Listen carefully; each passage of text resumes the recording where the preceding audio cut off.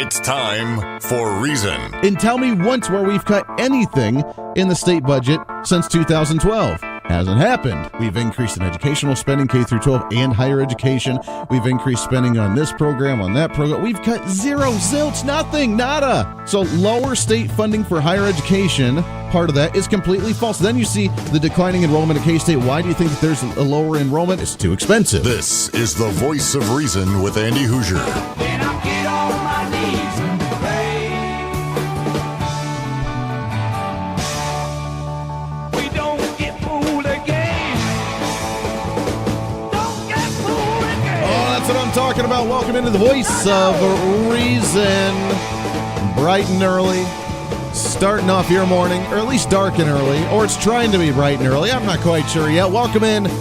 Hour number one of the Voice of Reason, broadcasting live out of the heart of the nation here in Wichita, Kansas on the Big Talker. KQAM, simulcasting on KGPT TV, channel 2610. What's up? Welcome in. It's great to have you along today on a pre-Friday celebration. Boy, I have to say, I have never seen so much winning. You remember Donald Trump during the election, and he's campaigning, and he's meeting with everybody and talking to everybody, and what did he say? We're going to win. We're going to win. We're going to win on immigration. We're going to win on taxes. We're going to win on this. We're going to win on that. We're going to win so much you may just get tired of winning. And right now, I think we're starting to see the fruits of our labor come out when we talk about winning. For the last week, really, this entire week, I don't know if you've noticed or not, the Supreme Court, the United States Supreme Court, has been kind of a big deal as they've come out with some really large rulings. One of them, when it comes to the Trump travel ban and upholding the travel ban, which everybody panicked about, and oh my gosh, you can't be supporting something like that. When common sense finally came to and realized that Barack Obama had done the exact same thing, and that the travel ban was not against any type of religion, but just against a certain region where there was some type of extremism or potential danger of who may or may not be coming into the country. That's kind of a commonsensical thing, kind of a nice job. Then we saw just a day or two ago when it comes to the ruling, I think it was yesterday, wasn't it? It was yesterday when it came to the decision on public unions, which, as you know my feeling about unions. I'm very, very in favor of not supporting unions in any way, shape, or form, privatized or public unions. But for the public unions now, the decision coming down to say, no, you're not mandated. It is not forced for you to have to pay union dues, which means, guess what? All of you teachers that are in the teachers union, you do not have to pay, if you choose not to do so, union dues. That's kind of nice, isn't it? I mean, that kind of takes it to the next level of when it comes to the collective bargaining, which the unions should not have a whole lot of right when it comes to the collective bargaining. In that sense, we can go down that road if you'd like to. If you are a teacher and you're waking up this morning and thinking about all this, will you end up not paying your union dues? I would love to hear your thoughts on something like that, because the union dues force you to say, oh, we're going to represent you and fight for you and yada, yada, but you're going to have to pay your union dues to a T, and it's going to be nuts, and we're going to and see how well that's actually worked out for you. So union dues on the public side, not mandated anymore. I knew a lot of teachers in my high school that had said, yeah, you know what, I am forced to be part of the union, but I am not a fan of that. I do not support them. I do not support the collective bargaining. I do not support them trying to represent me. I do not support having to pay my hard-earned cash and my union dues in order for them to represent me. And then when they tell me to jump, the only thing that I can ask is how high. I'm sick and tired of it, and it's not going to happen any longer. So I want to talk about some of the union dues and the public unions and no longer being mandated to have to actually pay your union dues, and whether that is something that you will consider, maybe as a public employee for the state of Kansas. Will you choose not to pay your union dues? I'd love to hear your thoughts on that one. And then, of course, the big news that happened as of last night, but Justice Robert Kennedy retiring, which means, guess what? Donald Trump getting another pick for the U.S. Supreme Court. Or, I'm sorry, not Robert Kennedy, Anthony Kennedy. Justice Anthony Kennedy. And stepping down, retiring, a nominee that came from President Ronald Reagan back in the day, and it's time for him to step down. And he has announced that, and I tell you what, it is the perfect timing. The absolute perfect timing Why? Because we just came out with two major decisions at the Supreme Court level that the progressives do not like in any way, shape, or form. We are going into a midterm election that's going to be absolutely huge to be able to rally and get Republicans behind in order for us to turn out to not allow the blue wave to happen, which is what they try to keep saying is going to happen, but it's not going to, and for us to be able to use this as a tool. Here's the big question, and I want to get into some of his record as a Supreme Court justice. I want to talk about what this may mean on some of the decisions that may be coming up to the Supreme Court here relatively soon, but the biggest issue right now is, will we nominate somebody before the midterm elections, or will we do it after the midterm elections? That is really going to be the biggest question out of this entire thing. Donald Trump, if you remember, when he was running for president in 2016, the reason many people supported him, the reason many people who hated his guts, who did not like him as a Republican primary candidate in any way, shape, or form, he was on the bottom of the list between Jeb Bush and John Kasich. They did not like Donald Trump. What was the one factor that made them plug their nose and vote for Donald Trump at that time? It was the fact that we had a choice because we knew that there were going to be some Supreme Court justices that would potentially be retiring very, very soon, and that we would have one, if not two, if not three. I have heard potentially 3 court picks in the next couple of years, and we've already had one with Gorsuch. We've already had one now with Anthony Kennedy, with who we're going to choose to fill that one, and potentially another one in the coming years. We could have potentially 3 Supreme Court justice picks, and the real big question at that time was, are we going to have Donald Trump nominate somebody, or are we going to have Hillary Clinton nominate somebody? Those were the big questions. Those were the smart questions for us to think about, and that's why Donald Trump ended up winning that election. The Supreme Court nominees and the picks was a huge campaign talking point for Donald Trump. It was massive. That's what he ran on. Elect me president, and I will get you a conservative, traditionalist, originalist Supreme Court justice on the Supreme Court so we can make the right decisions and get our country back on track. And guess what people voted for? So the big question is, will we use that same mentality going into the midterm election, or will we try and ram it through before the election? And that's the question I have for you this morning. What do you think they should do, and what do you think they will end up doing for this nominee? 316-721-8255, 316-721-TALK. You can always leave me a message as well, by the way, on Facebook, facebook.com/1480KQAM. I almost wonder if we shouldn't wait after the election. I kind of want to wait for after. It's a gamble. It's a risk.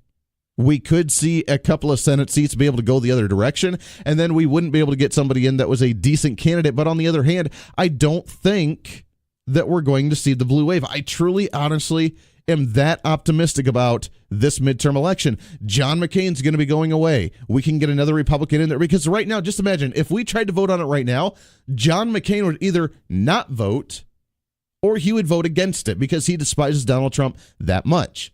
That would be his spite to go in and ruin an entire Supreme Court justice. If you remember with Justice Gorsuch, it was if I remember correctly, it was a 50-50 tie, and Vice President Mike Pence had to come in and break that tie in order to approve the Supreme Court justice, right? If I remember correct, that's what happened. We're at the narrow breaking point right now as it is, and that was with a supporting vote from John McCain, I believe. Correct me if I'm wrong on that one. But if John McCain went up right now to vote on a Supreme Court justice, he would either vote no or he wouldn't vote at all. And we need that vote. We have a few other Senate seats that are a little wishy-washy. Mitt Romney will be going into potentially, we're expecting, will be going into that Senate seat in Utah because he's very liked there. Do I like Mitt Romney? Not necessarily. But realistically, people there do like him, and he would go in there, and I think that he would be a yes vote for a conservative Supreme Court justice. We have an opportunity to really get a solid, conservative, traditionalist, originalist Supreme Court justice and be able to have enough numbers in the Senate in order to be able to get them through without even having to do a tiebreaker from Vice President Mike Pence. But it is a gamble. Because if we do end up losing a few seats and we end up going the other direction and we're one or two short and we're in the minority when it comes to the Senate side, then we're going to have a very, very difficult time getting somebody that's decent onto the Supreme Court. So the big question is, do we do it now or do we wait and use this as a campaign talking point going into the midterm elections? But I guarantee that if we go in and use this, and every Republican in the country that's trying to run for election on the Senate side, every Republican in the statewide levels, and President Trump himself, they come out with a massive campaign. And they say, look, we need Republican majority. We need to maintain the Republican majority, and we need to increase our numbers for the Republican majority for the Senate races across the nation because the Supreme Court depends on it. And you start turning around the campaigns and talking that way, I guarantee you're going to have a massive turnout. Just as you did to nominate President Donald Trump.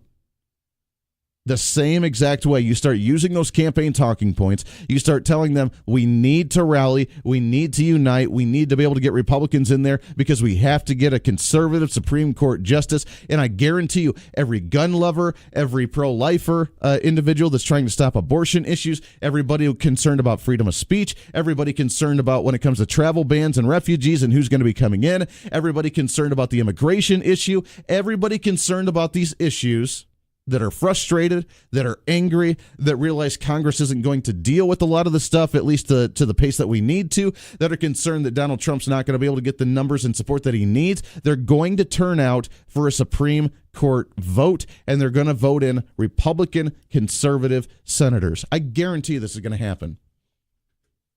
I really think that they're going to wait until after the midterm election and use this as the campaign platform.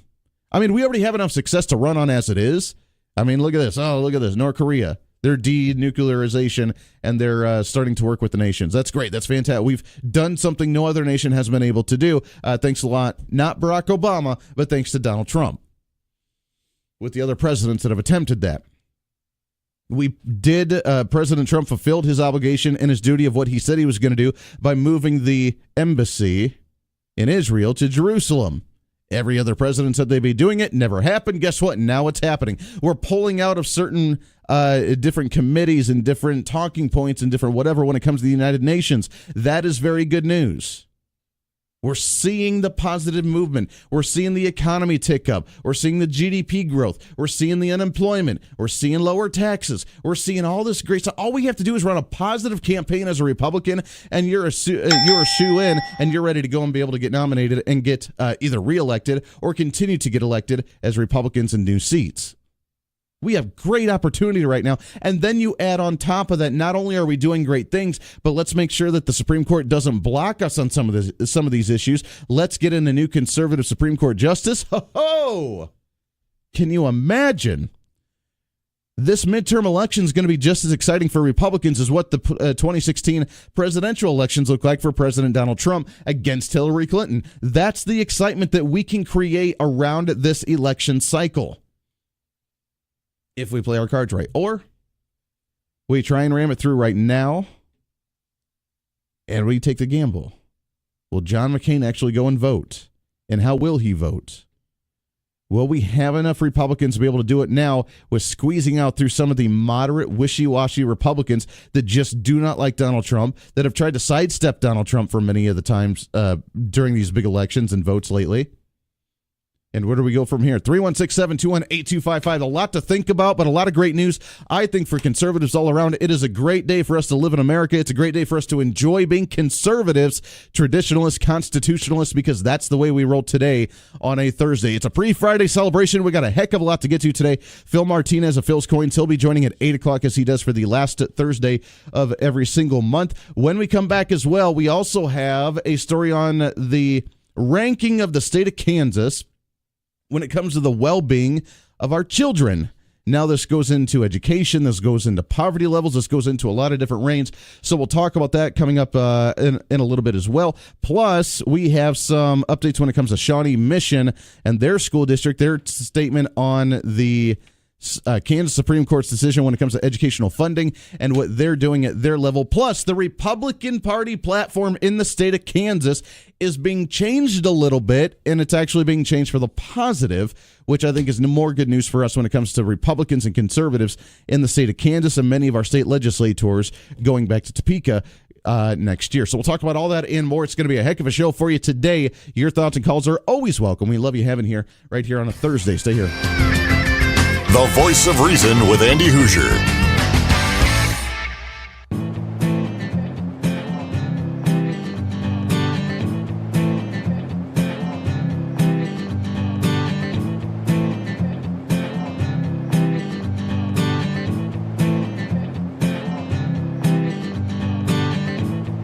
27 minutes past the hour. Welcome into the Voice of Reason on a Thursday, the pre-Friday celebration. Starting off your morning the right way. You can interpret that one however you'd like to do so. Welcome in 316-721-8255, 316-721-TALK. Boy, I love the fact that I don't know what's going on, the heat, the moisture, and I don't know what it is, but you know, the minute before we go on the air, you end up having the allergy sneezing attack, drive you nuts. Don't you love those times? Yeah, me neither. 316-721-8255, 316-721-TALK if you want to join in. Shawnee Mission, or Shawnee County at least, when it comes to some of the educational finance debates happening in the state of Kansas right now, as the superintendent for Auburn Washburn, and it's up in the Shawnee County area when it comes to one of the larger, by the way, districts in the state of Kansas that receives a lot of money from the state for educational finance, said they weren't surprised by the decision for the additional funding of the quote to $522 million and the decision to say, yeah, well, we're close, but now you need to include inflation. They're not surprised by that. Well, I'm not either. I don't think anybody's surprised by that. If you were surprised by that, then you need to reevaluate the last, 50 years of litigation on educational finance. The school finance lawsuit was filed in 2010, for this case at least, for the court's decision Monday. In the sixth in the case, Stessman and others said school officials had grown accustomed to the uncertainty when it comes to school funding, and that he hopes they can get back to the quote-unquote real normal. Now, they say the court's decision, quote, makes sense based on all the facts. No, it doesn't. That's your opinion. See, remember that whole conversation we had a few days ago between opinion and fact? Yeah. I know it's a really hard concept to understand, the difference between opinion and fact. The fact is, we've given more money every single year for education for the last however many years. Every single year we've given more and more and more and more and more and more. And if you think you need more because you want more, then that is an opinion that is not based on fact. There's no fact that says that more money is going to make your educational finance better, and that graduation rates are going to be better, and that test scores are going to be better. There is zero, zilch, not a proof that shows any of that whatsoever by just throwing money at it and saying, hey, here you go, have fun with it. And if we've been increasing funding every single year, then what have we been doing with inflation? We've been compensating for inflation. That's what we've been doing by increasing funding every single year. And this just opens up the litigation continuously, never ending, to say that if we don't increase funding every year for litigation or for inflation, then we can start more litigation again, which is what they want. Are they surprised? No, because they got exactly what they wanted. We'll talk about more of that when we come back. This is The Voice of Reason on a Thursday.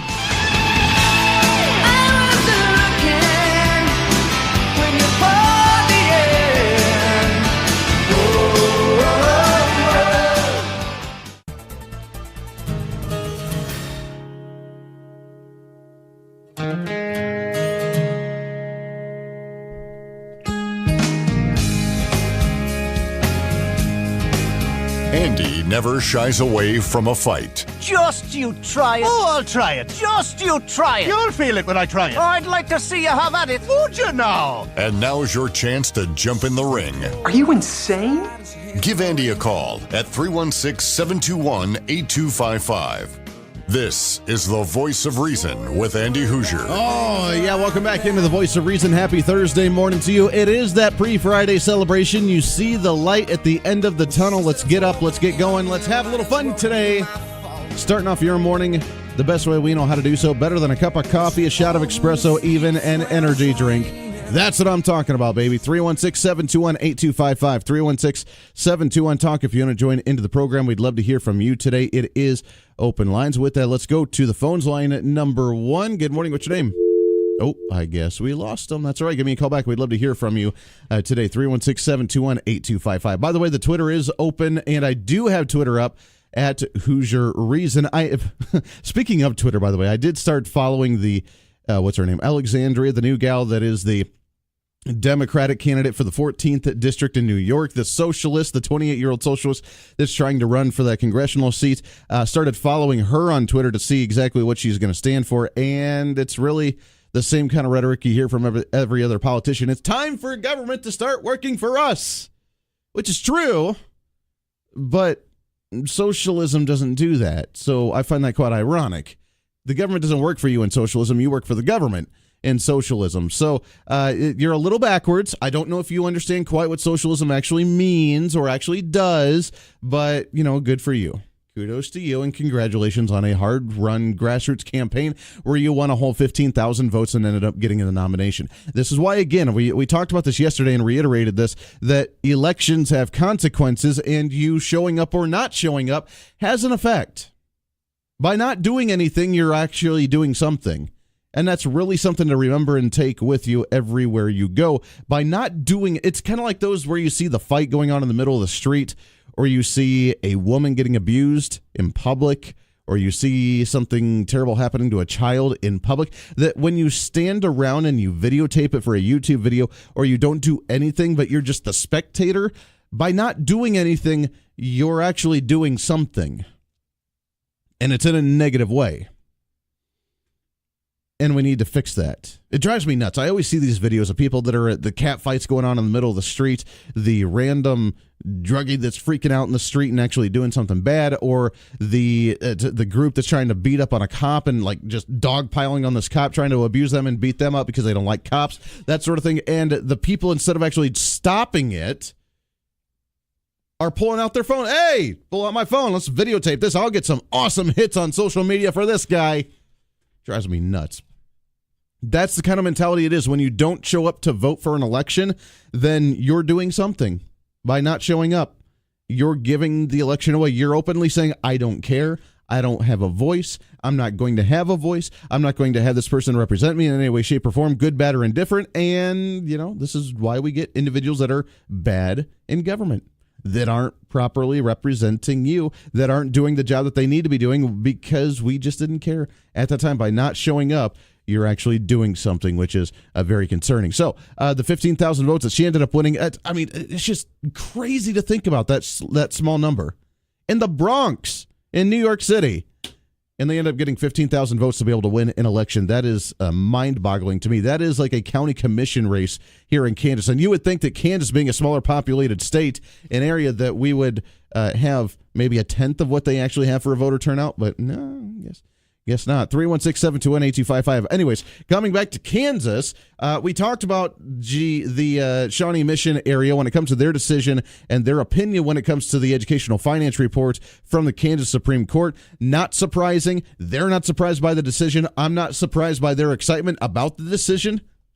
Because they get money, so they're all happy and hunky-dory about it. This, again, goes back to the elections have consequences. When is the line going to be drawn? When are we going to draw the line by the state legislature to say, thanks, but no thanks, Supreme Court, we're not going to listen to you any longer? The only thing courts do is give opinions. They do not give law. They do not set laws. They do not give the power of the purse. They do not decide on number of finances. They do not do anything like that. They give opinions. And I think some individuals need to go back to the basics of the separation of powers. The basics of the separation between the three branches of government, where the Supreme Court is nothing more than the opinion givers based on interpretation of the Constitution. They can say all they want to, that it's not adequately funded, it's violating the suitability of the Constitution, and that's it. And then you know what we do? We say, okay, thanks for your input. And you walk away and do whatever you feel like you need to do. Whether it is increased spending, whether it's change the formula, or whether it is, hey, you know what, we don't have the funds right now, so there's nothing we're going to do about it. End of story. Courts do not set law. They do not create law. They do not enforce law. You cannot shut down the schools. That's why it was so frustrating when Governor Collier came out and said this after the decision this week. The most important thing that happened today is that the Supreme Court rules that the schools will remain open. Schools will not be closed in the state of Kansas. That threat is gone. That threat is gone temporarily, but the threat is always going to be there. Who is going to shut down the school? And I want to ask, we need to get Governor Collier on this. It's been a long time since we've chatted with him, and I know that now he's gearing up for the campaign and getting ready for the election coming up. But just what he's been doing as governor, I want to ask him, how do you shut down the schools? What needs to happen to shut down the schools? Because the Kansas Supreme Court cannot shut them down. They cannot. There is no way in any way, shape, or form that they can shut down the school. They cannot tell the state treasurer not to sign the checks. They cannot literally go to the schools and put chains on the doors. They can do zilch when it comes to shutting down schools. The only people that could shut them down would be the teachers or the districts themselves. Because the state treasurer is still going to send them the money, so what's the school going to do? Yeah, thanks for the cash, thanks for the check, but we're just going to shut down the school and not do anything anyways. The legislature can't shut down the schools as much as they'd like to because they're the ones that threaten, we can't do it. We don't want the schools to be shut down. We got to abide by this. Because they would try it, although there's an amendment and a policy where they're not allowed to. Legally, the state legislature is not allowed to shut down the schools. They can't. Because they have to have public schools open for the education of the children. They cannot shut down schools. Nobody can, unless it's the district themselves. And if the district decides to do so, then guess how that's going to look in the media? Well, of course, they're going to try and spin it any way they can. Oh, school district shuts down because they don't have any money. Wait a second. You were open last year, and you had the same amount of money, if not more this year, and yet you're shutting it down? Doesn't make any sense to me. No one's going to shut down the school. So why is that even a threat? Stop it. Stop it. Doesn't work that way. 316-721-8255. There's a story out of the Topeka Capital Journal. The Topeka Capital Journal, if I can speak fully today. Kansas ranks 13th in child well-being in kids count survey.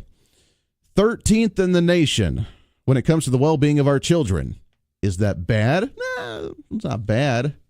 Obviously, we can do better, but it's not bad.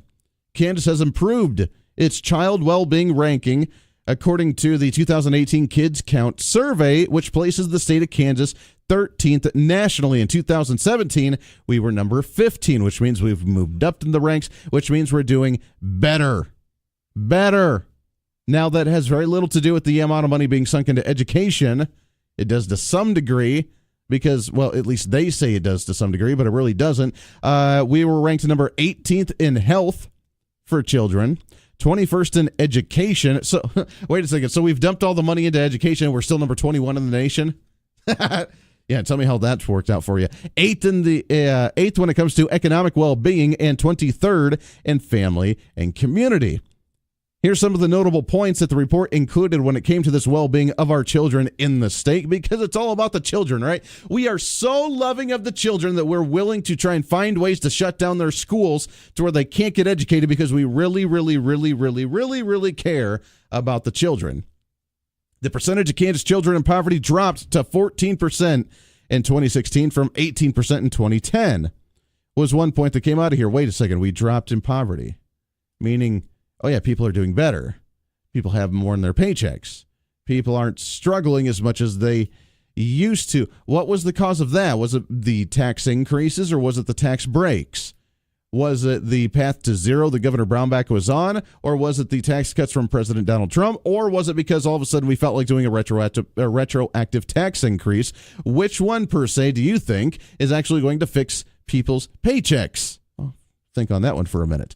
Number two, the percentage of Kansas children whose parents lack employment security dropped to 20% from 27% over the last 6 years, from 2010 to 2016. Wait a second, all these happening during the Brownback era. That's crazy, right? The Brownback era, and people are getting out of poverty. We have less unemployment. People are going back to work. Even, by the way, we didn't necessarily increase our economy. I mean, we saw the negative 0.1% GDP growth in 2016. So we didn't necessarily grow the economy and the GDP, and we didn't see a whole lot of business come to the state, thanks again to high tax rates. But from what we already had, we're utilizing it better. We didn't necessarily grow, but we mainstreamed it. We fine-tuned it. We made things better from what we already have, and now we have the opportunity to grow. All happening, by the way, under the reins of Governor Sam Brownback over the last few years. He was a terrible fascist, evil jerk, right? The percentage of children and families whose household head lacks a high school diploma dropped to 10% from 12% over the last 6 years. Meaning people even got their GEDs. People got a diploma. People went to school. So not only are we getting jobs, and not only is poverty decreasing, and not only is unemployment decreasing, but people are getting educated. People went to school. People invested in themselves. It's insane to watch how this works, right? And that all leads to the children and how we can better raise our children. Tell me how any of this is bad, and it happened over the Brownback years. Now, think what you want of Governor Sam Brownback. I had my issues with him as well. But this is something that you don't hear from the, and they, by the way, in the story, they never give Governor Brownback credit for it. They never mention that this was during the time of Governor Brownback. They're hoping that you'll just space that part of it and just read through the points and say, that was just a natural growth that happened anyways. He had nothing to do with it. That's what they're hoping during this article, but that's not what's happening because we recognize the fact that, who was in leadership at that time? Governor Brownback. Who was actually running the legislature at that time? Republicans. No thanks to the Kansas Supreme Court. Now we have a bigger issue on our hands, which is, of course, the educational finance part of this and why we're still number 21 in the nation when it comes to education, when we spend just about more than any other state when it comes to a ratio and a percentage of our actual state budget. We really spend more than really any other state in the country as a percentage of our budget on education, and we're still number 21 in the country? Now tell me again how throwing more money at that is going to fix anything in any way, shape, or form. It doesn't, it won't, and it's stupid to think that way. So let's go back to the other case there where the Shawnee Mission superintendent comes back and says, it's all based on fact and it's really good and it's really not surprising because we really, really need more money for inflation. Tell me how it's based on fact, other than your opinion of what you think fact actually is. The difference, again, between fact and opinion. It's a very fine line sometimes, isn't it? 316-721-8255. 48 minutes past the hour. We'll take a break. We'll wrap up hour number one. Get your phone calls when we come back. This is The Voice of Reason. Stay here. You're listening to The Voice of Reason with Andy Hoosier.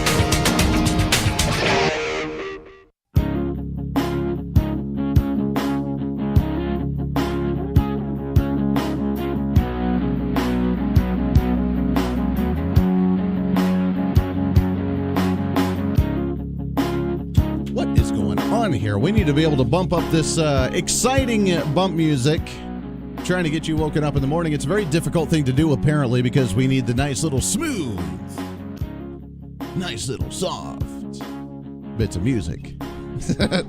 It's very difficult for me to get pumped up with something like this. Welcome back into The Voice of Reason, 316-721-8255, wrapping up hour number one. We have a lot to get to today, and I'm going to try and pound through it as much as we possibly can between the Supreme Court nomination at the federal level, what Donald Trump's going to do. By the way, just imagine, think about this for a second. If you start thinking about who he's going to nominate, who would be the ideal candidate for a new Supreme Court justice to replace Justice Kennedy? Who would be the perfect one? And will we do it again? The big question is, will we do it before the election or after the election and use this as a campaign talking point for the nation, for Republicans all around the country running for different Senate seats and trying to maintain the Republican majority, which we will maintain. We will not see a blue wave happen. It's not going to change the majority leadership when it comes to the Senate or the House. We will maintain, which will be the first time in a long time in a midterm election where the party in control at that time maintains that majority after the midterms, and we can continue on with our agenda. And Donald Trump, I think, is going to be able to campaign hard, as he's been doing a Make America Great Again tour, which is what he's on right now, talking to you and I and start using that as, hey, get out the vote because you talked about before how you elected me, needing to get Supreme Court justices on the Supreme Court that's going to actually defend your Second Amendment, defend your First Amendment, be able to defend social issues, and we need someone to do that, and if you elect me, we'll be able to get them on there. There is a rumor that that Donald Trump himself could potentially get 3 Supreme Court nominee picks, 3 of them during his term. He's already had Gorsuch. Now he gets to replace this one with Kennedy, and there may be another one. Just imagine, we could go into the Supreme Court with close to a 6-3 margin of conservatives on votes, on issues, on pro-life issues, on Second Amendment issues, by them being able to make these decisions. Now, again, the courts, understanding the separation of powers, that they do nothing more than just give an opinion based on their interpretation of the Constitution. That's the power that they have. That's it. They're one of the weakest branches of the federal government, or the state government per se at that as well, on our understanding of what their role actually is when it comes to the separation of powers and the checks and balance system that we have. They have very little power other than just saying, hey, this is constitutional, this is not constitutional. End of story. That's it. The president continues to, or continues not to, enforce a certain law. The executive branch, the legislative branch begins to write the laws, or writes it or doesn't write it based on the Supreme Court's decision, but they can go away and actually do their own thing. Hint, hint, wink, wink, state legislators that are actually trying to figure out how to fund more money. Because now when it comes to, again, the educational finance, do we not only have to pay the $2 billion that we've increased over the last few years, but now we get to do it based on inflation.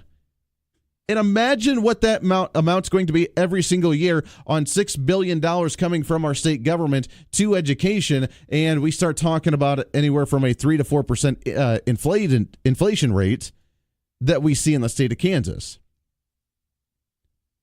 Just imagine that. Inflation's 3% this year. I guess we better start increasing our educational funding by 3%. That's really what the Supreme Court just came out and said this week. That's what they told us, that we need to base it on inflation. And now we got the structure down, and we got the adequacy down-ish, but now we need to do it based on inflation. Is that the role of the Supreme Court? No.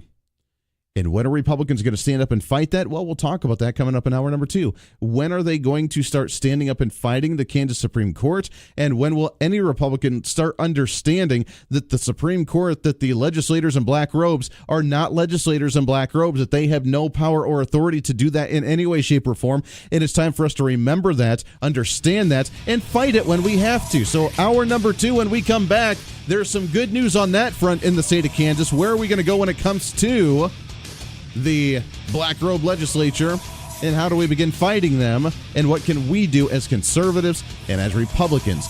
That's coming up next. This is your show. As always, it's time to speak up, speak out, speak loud, speak proud, speak the truth, and always speak some reason. Hour number 2 of The Voice of Reason coming up. Stay here.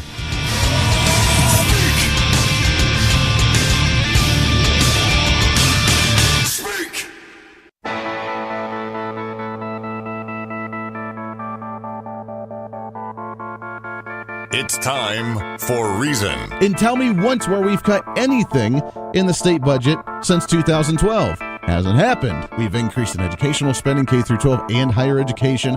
We've increased spending on this program, on that program. We've cut zero, zilch, nothing, nada. So lower state funding for higher education, part of that is completely false. Then you see the declining enrollment at K-State. Why do you think that there's a lower enrollment? It's too expensive. This is the Voice of Reason with Andy Hoosier. Then I'll get on my knees and pray. We don't get fooled again.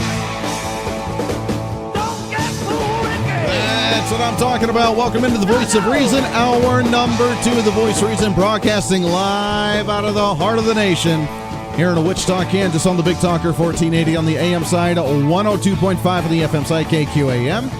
Simulcasting on KGPT TV, channel 2610. Welcome aboard. It's great to have you along today on a Thursday, the pre-Friday celebration as we roll right along, trying to wake you up the right way. You can interpret that one however you deem necessary. Coming up in hour number 3, we have Phil Martinez of Phil's Coins. We do that the last Thursday of every month, and I know it seems like we just talked to him, right? A couple of weeks ago, he had his coin and stamp show that was here in town. I actually got to attend that. I got some really cool stuff, and I'll have to tell you about that coming up in hour number 3. Really excited to chat with him to do a recap from that show and then whatever else that's going on in the markets of silver, gold, and stamps. So we'll talk about that in hour number 3. Until then, it is open lines to you. 316-721-8255, 316-721-TALK. If you want to join in, the Facebook Live feed is up and rolling. A little bit lighter today than usual. So go on there, facebook.com/1480 KQAM. Just like it, share it, leave a comment, say good morning, whatever you want to do on there. We'd love to hear from you, but it is open lines. Big news across the day today, of course, as you know, the Supreme Court of the United States, that Justice Kennedy has announced he's stepping down the end of July. President Trump already has his list of individuals that he may be choosing to fill that seat. The big question is, will we use this as a campaign tactic going into the election, or will we try and do something before the election? And we don't do that. So I don't know. That's the big question. What are we going to do there? And who will he choose? Could you imagine getting someone like Senator Mike Lee into that seat? Could you imagine having someone like Senator Ted Cruz onto that seat? Could you imagine having someone like Trey Gowdy into that seat on the Supreme Court? Just imagine the opportunity that we could have, and going from a somewhat moderate justice, mostly leaning decently on some things, not so much on other things, but having a staunch, hardcore, conservative, traditionalist Supreme Court justice into that seat. That would be really exciting. Then we can actually start making some decent decisions. What we need to do is really start working on how to get some new justices onto the Supreme Court in the state of Kansas. I know we have some work to do on that one. We tried to be able to remove some of them from their seats in the last election. Didn't work out, unfortunately. We came close. I mean, we came within a 6-point margin for some of these justices, and that was good for an election that's very, very hard to remove Supreme Court justices. The process, though, is what we really need to be focusing on. How do we actually nominate Supreme Court justices to the state of Kansas? And we need to start changing that process. That's going to be the harder part. Because even if we remove them, who knows that we're going to get anybody any better when we actually get nominated later on. So we'll have that discussion a little bit later as well. But as we talk about the Supreme Court and through our 3 branches of government and the checks and balances and the separation of powers and everything that goes along with it, we need to remember the role of the Supreme Court and the role of the legislature. And I know it's kind of a basic thing, but we need to get back to this. And it's been very difficult to get back to that when many of our Republican colleagues in our state legislature are not supporting the role of Congress in our state legislature and fighting the Supreme Court and the black robe legislatures that we have in the state of Kansas. That's really the reality of it. We don't have any, or we have some. I take that back.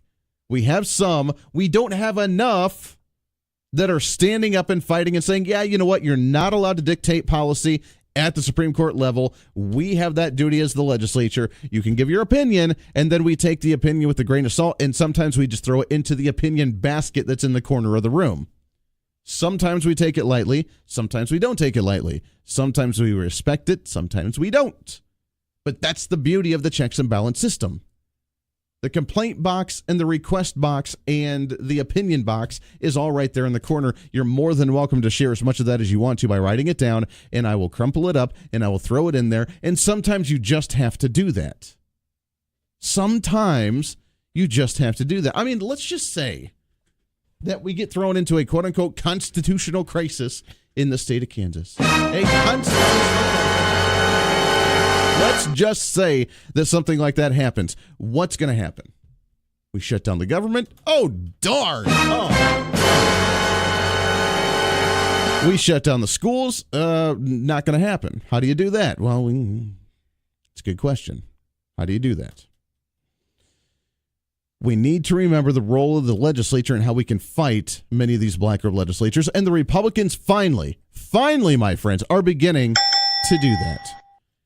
This came out, adopted June 23rd, just a few days ago, was the Kansas GOP platform. the Kansas Republican Party platform for the state of Kansas and what we're going to do in order to begin trying to understand the roles of government and the roles of the duties of every individual in Topeka and exactly what's going to be happening as the number 2 point. And if you, I can actually share this, and I'll share this on Facebook so that way you can have the entire Republican platform for the state of Kansas, but they updated it this year, and it's a good sign as we begin to hold the legislature accountable. Number 2 point on the Republican platform. I mean, if you've ever seen it, obviously it starts off with the Kansas Republican Party believes that our country and Constitution are honored, are as exceptional and upheld. Our judiciary must be respecting the separation of powers, not making laws. Oh, that one's new. That's what I'm talking about. Our families and communities are the bedrock strength of our nation. Our right to keep and bear arms must be protected. Our culture should respect life and protect life. Our military must be prepared to defend us and receive our best care. Our legal immigration is a blessing to this country. Our health care decisions should be made by us and by our doctors, not by the government. Our economy will grow when government is smaller and efficient. And it goes down the entire list of what the Kansas Republican Party believes. Now, point number 2 on this, they elaborate, respecting the constitutional separation of powers. The judicial branch of our federal government and that of our states must recognize that it is a co-equal branch of government, not a super legislative body. The core mission of the judiciary is to protect the historically recognized constitutional right of the people. We believe judges should be arbiters of conflict and not public policy makers. The judiciary should be held accountable for its mission by a thorough examination of its members by the people whose rights they are to protect. The most efficient mechanism of accountability and are envisioned by both the state and federal constitutions as a vigilant legislature. Kansas should change its judicial selection process to reflect the federal model of legislative confirmation or by adopting direct election of judges statewide. We support the use of American law for American courts and believe strongly that our American laws and the constitutions of the United States and Kansas should be used for legal decisions in our courts when foreign laws violates these fundamental liberties, rights, and privileges granted under the United States and Kansas constitutions. The founders never intended for the federal government to have the expansive power it does today. Therefore, we support calling on an Article 5 Convention of States so that the states can reassert these constitutional powers. That's number 2 on the new Kansas GOP platform. Understanding the Supreme Court does not have legislative duties. Understanding there is a separation of powers, understanding the legislature does have the power to overrule the Supreme Court when it needs to, and oh, by the way, we need to limit the power of the federal government in an Article 5 constitutional convention. That's included into the GOP platform for this year, meaning what? Why does that even matter? Okay, great. You know, it's on the piece of paper. It's the adopted platform of what the Republicans stand for, meaning that we have, if you remember, a Republican-led majority in both chambers of our state legislature, meaning that if they respect the Republican platform that they got elected on, getting elected as a Republican, meaning that they have to uphold that platform, or they should uphold that platform. Another bit of news that I've heard from the inside scoop from certain individuals, not to be named in any way, shape, or form, based on the drama within the internal GOP, is that there will be now included to some degree, and it will be starting relatively soon, is a litmus test on what you believe on the platform. Do you support, if you're going to run for office as a Republican, do you support the Republican platform? This has never been done before. We called for this a year ago. We called for this 2 years ago. We called for some type of standard to be held for the Republican Party so that way 2 of our legislators are the most progressive, liberal, anti-freedom loving legislators in our state government are Republicans, even more so and worse off than Democrats. If you're going to run as a Republican, then you need to uphold Republican values. Less government, limited taxes, less regulation, a focus on the private economy, a separation of powers, understanding the duties of the government. These are things that are the platform of the Republican Party. They've been the platform of the Republican Party for a really long time, and now Republican legislators need to uphold that, respect it, and fight for it, rather than saying they will when they run for office and then turning around and doing something different. This is good news. I think they've listened to us. I think they've been listening to what we've had to say. I think they've listened to you, the caller, the constituent, the voter that's frustrated that Republicans with a big R in front of their name running for office are turning around and voting for tax increases, voting for higher spending on education, voting for more regulation, voting to abide by whatever the Supreme Court tells us when they're sitting there with their black robes and dictating to the legislature on what policy needs to be, voting on ridiculous, absurd, stupid legislation. As a Republican, it's not going to happen anymore. So what does it mean when they do the litmus test? I mean, are they going to be held accountable? It's up to you. For what I've heard is that this litmus test is when you run for office, you fill this questionnaire out. What do you believe on the issues? Are you going to abide by the platform of the Republican Party, so on and so forth? And it works in two ways. If they say, yes, I'm going to abide by the platform, I believe in the platform, I believe in these Republican policies, and guess what? It's going to be made public. So we can see exactly what their statement was on this test. Then we watch how they vote. If they don't vote the way that they say they're going to based on the Republican platform, that's you and I's duty to call them out, and we can say, look, you said you would abide by this litmus test. You said you would abide by the Republican platform. Why didn't you? If they say no, then automatically right there, that exposes them for not supporting Republican values as a Republican. This allows us to have another line of accountability to our elected officials. And when we finally see in the platform of the Kansas State Republican Party coming out and saying there is a separation of powers, we're not going to be held to the legislature based on the black robes of the Supreme Court, and we're going to actually begin to fight you and understand that you don't have the power you think you do. This is the way it happens. This is the way we start making things better. This is the way that we take conservatism, traditionalism, and the proper steps of government to the next level and hold everybody accountable. This is great news. This is wonderful news.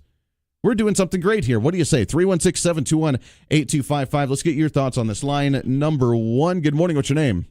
Good morning. This is Deacon. Deacon, what's happening, sir? Hey, it's a beautiful day out here, brother. Living the dream every day. Every day. Hey, I called in when you started talking about the black robe legislators. The biggest problem that I see as far as that goes is when we have a retention vote, people are voting for a name. They don't know what these judges are doing. Sure. They're retaining judges who have no business being in the judicial branch because they want to be legislators. That's true. And the litmus test is great. Let's have a litmus test for voters and say, do you know what the government's job is? Well, that would be a very difficult one to be able to get through. I would support something like that, but that would be very difficult. Do you actually understand what the the three branches of government are and what their duties are? Then you can actually decide on whether you actually get to vote or not. I agree, but that's never going to happen.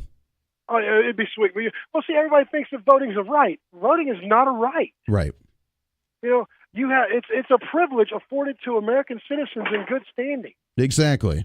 I mean, that's the way we have to remember it. But nowadays, we've taken that to the extreme to where they say it is a right, which is why you see individuals throwing such a hissy fit under Chris Kobach when it comes to the naturalization or the birth certificate that you have to prove that you're actually a citizen, and they throw a fit about that. Then you see other states actually openly passing laws allowing illegal immigrants to be able to vote in their elections and saying that it doesn't matter. All you got to do is write down your name or put your mark on there, and you're fine, and you can go and vote. They don't. And then you see states like California that even say that if you're incarcerated and you're in prison because you couldn't abide by the rule of law and actually function in society as a normal human being, then still you are a U.S. citizen, so therefore you should have the right to be able to vote as well. They've taken it to a whole nother level. So to be able to go back to an actual litmus test to prove that you actually know what the hell you're doing when you go and vote, I don't see that happening, unfortunately, anytime soon.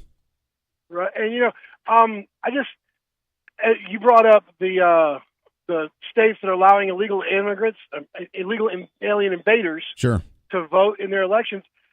We need to have a national law that says if a state does that, then their votes are not counted in national elections. If California lets illegals vote, then hey, Sure. You can let them vote all you want in your state, but you don't get to vote for president. I wish that we could do something like that. I would be in total support. I don't think it would ever happen. I mean, we just saw, another prime example of that is here in Kansas, to where we tried to do the different ballots for individuals who didn't have to provide that proof of citizenship for the federal elections, because that's not the law for the federal side. So therefore you could vote for the federal elections, but then you had to do a different ballot for the state elections, because that was going to be our stipulation and requirement at the state level. And they tried to do that separation, and the Supreme Court and the judges and all the circuit courts and the federal government didn't like that. They shut that down pretty quick, and now we see the ACLU even stopping the proof of citizenship even for our state ballots. So, we're in the wrong direction. It sounds great. We are so far on the fringe of the other side that if we're going to actually get back to normalcy like that, it's going to take a lot of work. Right. And, the ACLU, the Anti-American Communist League, I don't agree with them about 99% of the stuff they do anyway. Sure. So, I don't understand why our elected representatives, people call them our leaders. They're not our leaders. They're our elected representatives. They work They're for not us. representing us. Right. They're, we need to get them some guys in there, or women, whatever, with a backbone that says, okay, my constituents do not like this. I'm going to quit giving in because I don't want to look bad on the news tonight, and I'm going to work for the people who voted for me. Well, we're going to have to do something. I don't know. We need somebody in there that actually gets the normal constituent, that gets the normal voters, that gets you and I just going to work every day, doing the thing, that just understands that. And it's very difficult to find that sometimes because they obviously, better opportunity. Deacon 2020 running for election. It's very difficult to do something like that. But, people just sometimes need to stand up and just say, hey, I need to change this. This is ridiculous and frustrating, and we're going to do something about it. Yeah, it really is. They need to start teaching civics instead of social studies in school again. That's what it's all about. Now, what we need to do is, when it comes to the Supreme Court, the retention, as you mentioned, is very, very difficult to vote to not retain a Supreme Court justice. We ended up obviously not passing that, and we ended up retaining all of them when it came to the election last time. What we need to do is we need to change the process of the nomination of the Supreme Court justices in the state. So therefore, it's not only people that have passed the bar exam nominating and voting, which, by the way, a very few percentage of them actually do vote for those nominations, which means it's the activists within the legal side that are nominating these. They put up 3 candidates, and then the governor only gets to choose from those 3 candidates. It's very limited. There's no line of accountability there, and you and I have very little say in this process. Why don't we do the normal process like we do at the federal level and actually have the president or the governor nominate somebody and the state senate actually be able to vote on them? Exactly. Quit letting the special interests run our state. Same. This is our state. Well, it's supposed to be our state. It's not necessarily that as of right now. Deacon, I love it. I appreciate it very much, my friend. Got to take a break. Great to talk to you. 316-721-8255, 25 minutes past the hour. This is The Voice of Reason. This is The Voice of Reason with Andy Hoosier.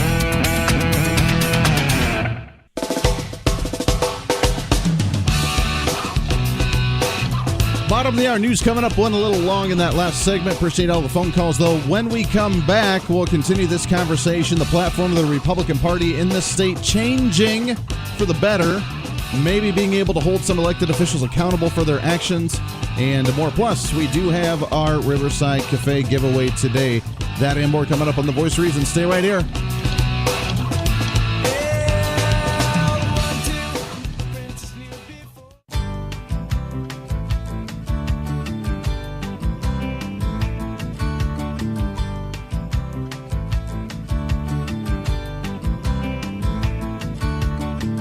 It's time for some common sense, sanity, and reason. You can't handle the truth.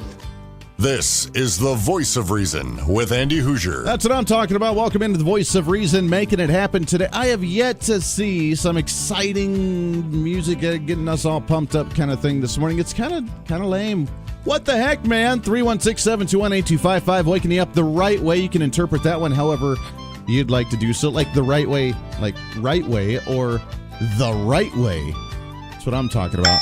316-721-8255, 316-721-TALK. This portion of The Voice of Reason brought to you by Riverside Cafe, 9125 West Central Avenue. 739 West 13th Street and 824 North Baltimore Avenue in Derby. 3 locations all around South Central Kansas here.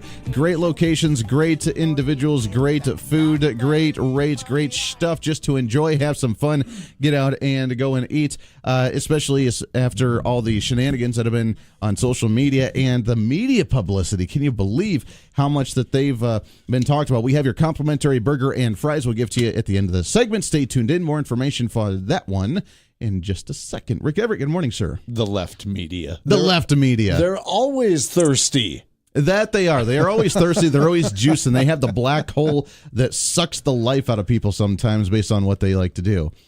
You know, what's funny about the whole Riverside Cafe thing, right, is that it's been that way for what, over a decade? 13 years. 13 years. Well, that's over a decade. That it is.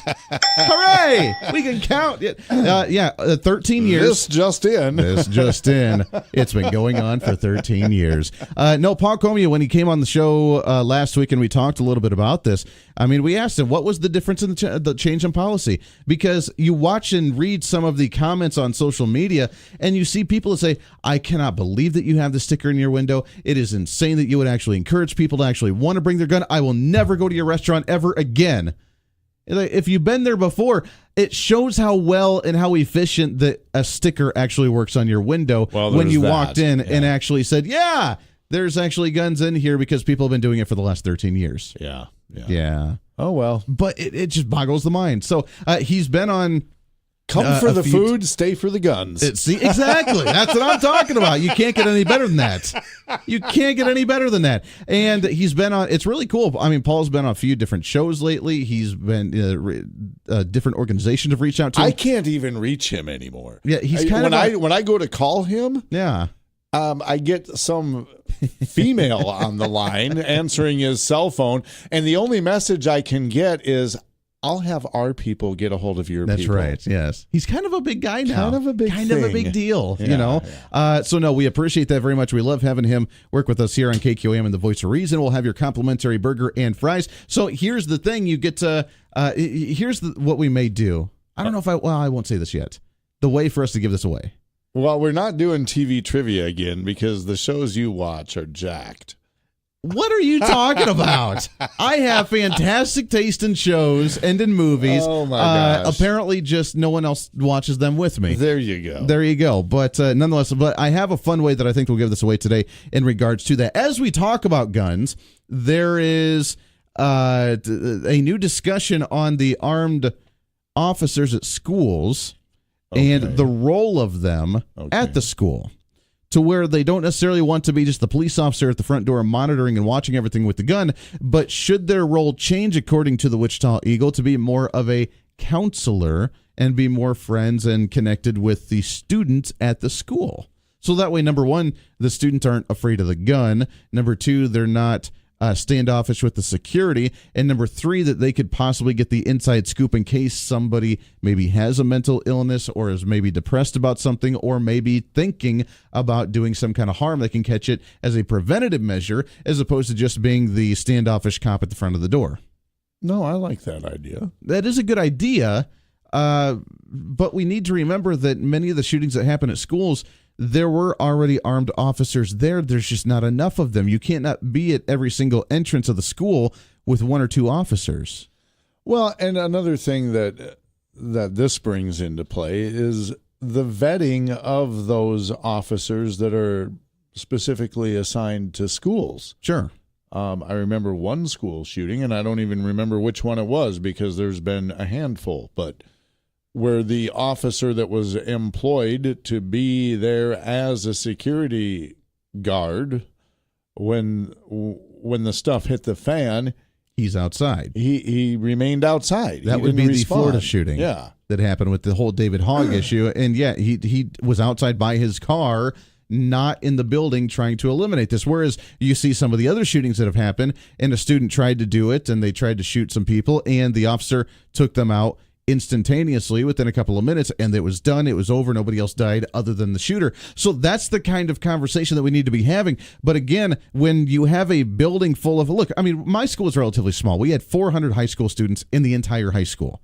freshman to senior. It was very small. My graduating class was 120 students, and we had one officer. He was part of the Park County Sheriff's Department. He was also a football coach, and he was good friends. The fact is, though, he was not able to stop a shooting that happened at our school. They still were able to get in there. Now, he was outside the door within a couple of minutes trying to negotiate, but it still happened because only one officer trying to mandate an entire school, even a small school like that, it cannot be done. We need to look at other opportunities when it comes to either arming teachers if they choose to do so, arming janitors if they choose to do so, but at least having more opportunity and more security procedures in place, because remember, it always comes down to the good guy with the gun is going to stop the bad guy with the gun. And that's the way it is. Hopefully.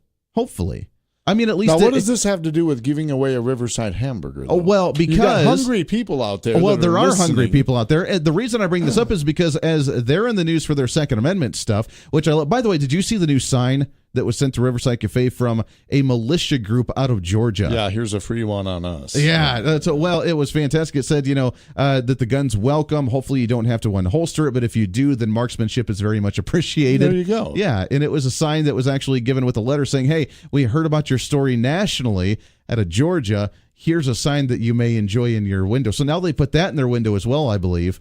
So they're continuously defending the Second Amendment, which is absolutely fantastic.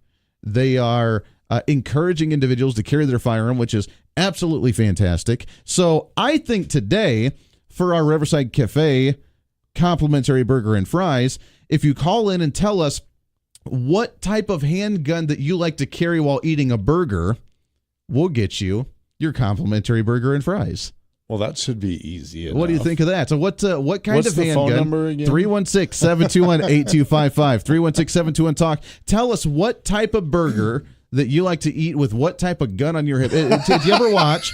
It's true. You ever listen to Mark Walters with Armed American Radio? He'll talk about the type of gun that goes good with the type of ribs that he's smoking for that day.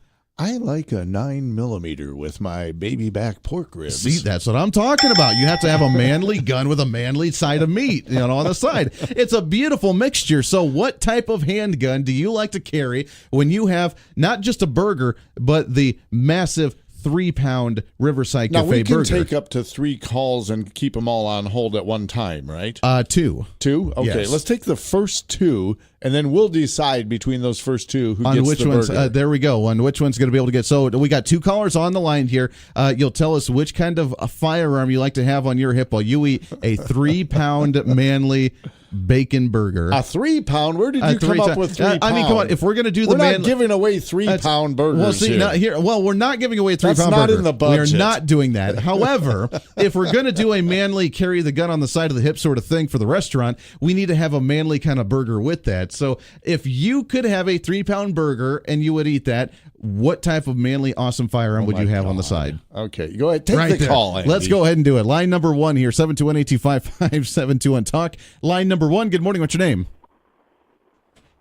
Hello. Hi, this is James. James, what's going on? All right, your question is the day, my friend. What type of firearm would you have on your side if you ended up eating this burger? Well, of course, it's the one I carry every day, which is my SIG Ultra 1911. So, little 3.5-inch barrel, 45 caliber. Very beautiful. Okay. Hold the line for us, All right, James. stay right here, and we'll take caller number 2 here as well, and we'll get another opinion on what type of firearm. Line number 2, good morning. What's your name? Hello. Nope. Give us a call back. We want to hear from you. 316-721-8255. I like that. I think that would be a nice conceal. And even, by the way, if you're a female and you carry the firearm maybe in your purse and maybe you like 3-pound burgers, then that would be a beautiful thing as well. And you can pull that out as well. So right now we have James on here, and so far I think he's got a very solid gun with a very solid burger. Let's take another phone call here. Line number 2, 316-721-8255. Good morning. What's your name? Daryl. Hey, Daryl, how are you, sir? Better than I deserve. Hey, you? Very good. I love it. Thank you, Dave Ramsey. You got it. Absolutely. All right. What type of firearm do you like to carry on your hip when you're eating a beautiful burger from Riverside Cafe? The only kind of firearm, Glock 27. Ooh. Okay. All right. So there we are. We have two guns. Rick, you get to make the choice. Which gun is the better gun for eating a burger with a gun on your hip? I'm going to exercise my management decision-making skills right now and say, give them both a burger. I'll deal with both the of them fallout a burger. later. I love it. See, look at that. Very generous today. It's like socialist handouts all over the place. Let's not go there. Oh, okay. There we go. No, complimentary burger and fries, both of you. James and Daryl, stay on the line. Stay Don't go on the anywhere. line. We'll get you your information. But you, my friends, both of you got a complimentary burger and fries from Riverside Cafe. 3 locations, 2 in Wichita, 1 down in Derby. Enjoy it, my friends, and carry that firearm in your hip as you go in there, because you are going to be proudly supporting that Second Amendment and Riverside Cafe with what they're doing right now. Appreciate it, guys. Stay on the line. We'll get your information. Wrapping up hour number 2. We'll take a break. We'll get your phone calls when we come back. This is The Voice of Reason.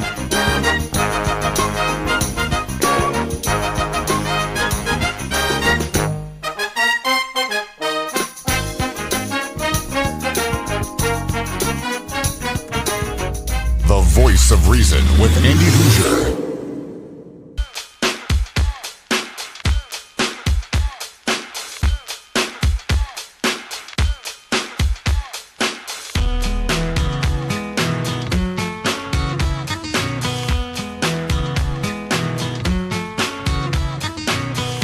Seven minutes to the top of the hour. Welcome back into the Voice of Reason. Wrapping up hour number 2 already. It goes by way too fast. Covered a lot of ground already.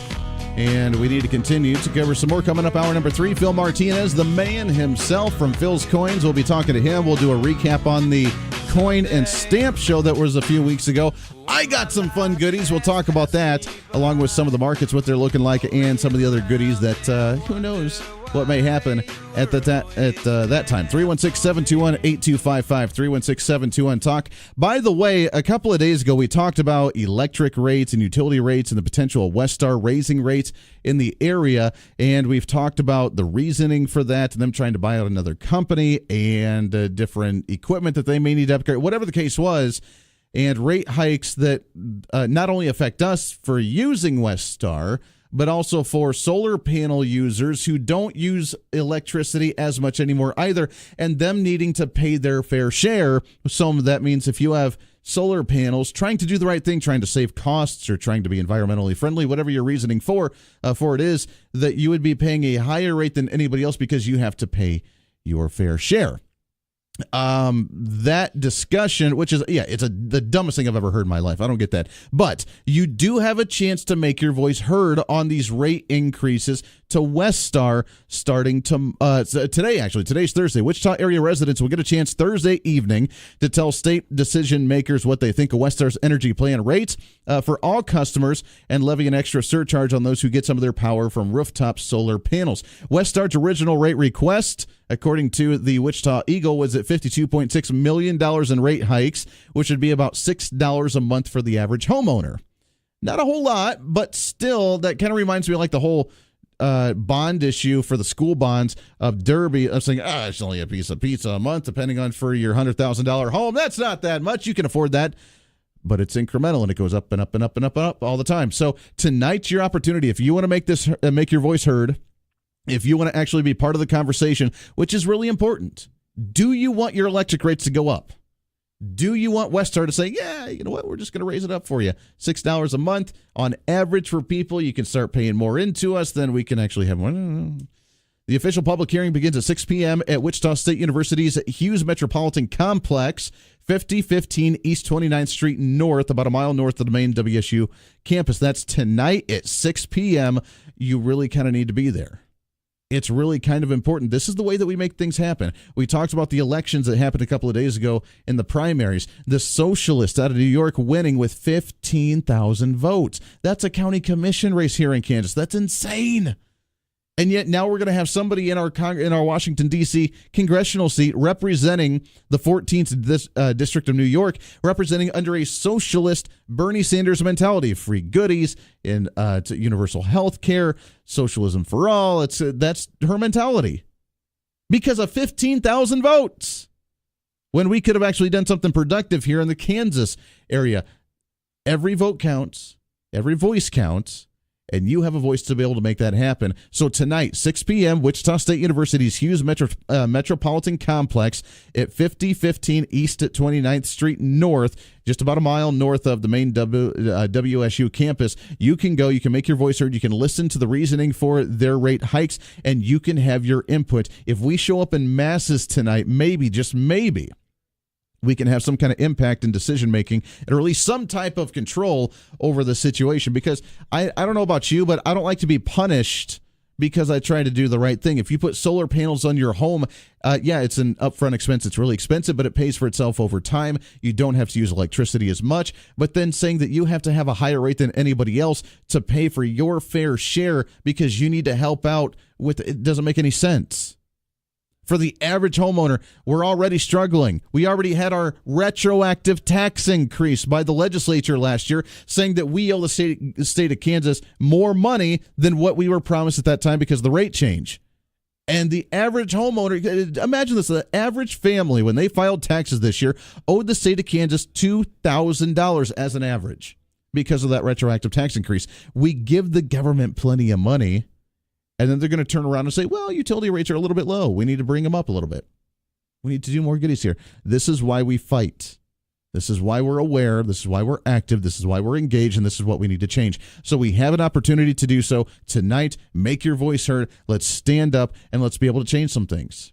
Because we have a lot of work to do, not only with utility rates, but with tax rates, but with spending rates, with a lot of issues. And it's funny because it all revolves around money to some degree when it comes to the government not understanding how to spend things wisely and appropriately and efficiently. We have elections to be able to fix that. Hopefully our midterm elections can actually solve something like that. We have the Second Amendment, as we talked about with the guns in some of the restaurants and venues here in the Wichita area.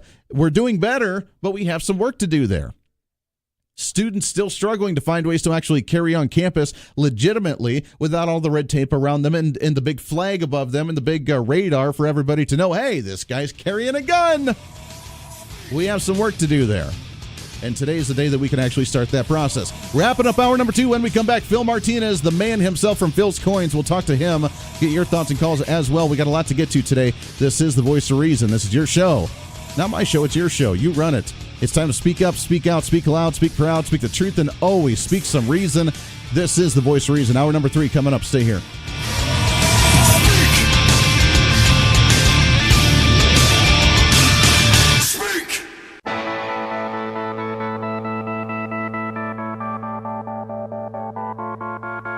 It's time for Reason. And tell me once where we've cut anything in the state budget since 2012. Hasn't happened. We've increased in educational spending, K through 12 and higher education. We've increased spending on this program, on that program. We've cut zero, zilch, nothing, nada. So lower state funding for higher education, part of that is completely false. Then you see the declining enrollment at K-State. Why do you think that there's a lower enrollment? It's too expensive. This is The Voice of Reason with Andy Hoosier. Then I get on my knees and pray. We don't get fooled again. Don't get fooled again. That's what I'm talking about. Welcome into The Voice of Reason, hour number 3. The Voice of Reason broadcasting live out of the heart of the nation. Here in Wichita, Kansas on the Big Talker, 1480 on the AM side, a 102.5 on the FM side, KQAM. Simulcasting on TV, KGPT TV, channel 2610. Hey, it's great to have you along. Great to be with you today on a pre-Friday celebration. Making it happen, doing the thing, waking you up the right way. You can interpret that one however you choose to do so. Does not matter. Shifting gears a little bit, we've talked a lot of ground from the judicial picks when it comes to the Supreme Court and what it's going to look like going into the midterm election to the ranking of the children's well-being in the state of Kansas. We may touch on that one again as the different rankings and shows the different levels of how we need to improve some things. Education, by the way, one of those where it hasn't really changed based on all the amount of money we dumped into it. But I digress. In studio with us for the next half hour, really excited. We do this the last Thursday of every single month from 9344 West Central Avenue, the owner of Phil's Coins. It's the man himself, Mr. Phil Martinez. Phil, how are you, sir? Just fine, sir. It's good to see you again. Yeah. It's been so soon. We got to see you a couple weeks ago. Yeah. So 2 weeks ago, you had the numismatic coin and stamp show here in town.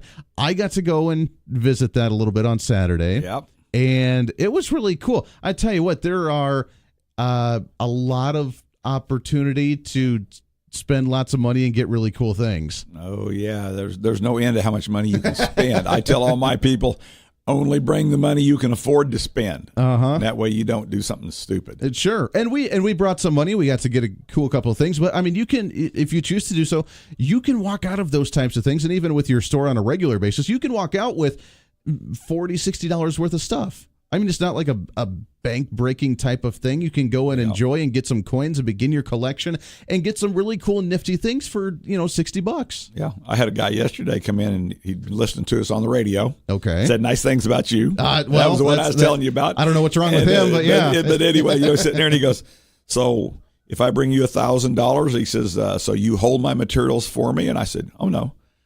And he says, well, I just can't walk out with $1,000 worth of silver. And I said, oh, yeah. Oh, yeah. And he goes, really? And he says, so how big a check would I have to bring? And I shot him an astronomical number. He about fell over, but, I won't tell anybody just what the check was for. But, yeah, we could handle basically any silver amount you want to spend up within. If it's under $100,000, I can handle it. Okay, there you go. That's a good idea. Yeah, under 100,000. I mean, at what point? And here's a good question: at what point, if people do want to come in and invest large amounts of money to be able to buy stuff, at what point does it get crazy or finicky to where the government's little radar comes up and say, "Hey, let's start tracking what's going on here"? Technically, there isn't a price. I mean, if you're dealing in cash, we're held to the same laws as the banks, and $10,000 in cash. You get to file the full reports. Yes. Yeah. Okay. So just like somebody comes in and wants to spend $12,000. In most cases, to be honest about it, we're going to get $9,500 in cash and write me a check for the balance because I don't like filling out paperwork for the government. Sure. And most of them don't want paperwork filled out for the government. That is very true. I mean, it's the law is the law and the rules are the rules, and we try to abide by the rules as best we can. Sure. And we've been collecting these little by little, and we haven't done it in a while, but we did get one at the show, but just the silver round. Yep. I love the silver round. It's just, the $20, whatever the value is of silver at the time, but just the 1 ounce silver round is really cool. It's a great, easy thing to store. We got another one too that's just a little bit bigger. It didn't quite fit in the little plastic tube thing you gave me. You bought an eagle. Oh, that's right. We bought the eagle. We bought the eagle that was really cool, and we got one of those that's really, really nifty and really neat. Yeah. You have a lot of those types of things like the eagles that. We keep 5, 6, 7, 800 in stock.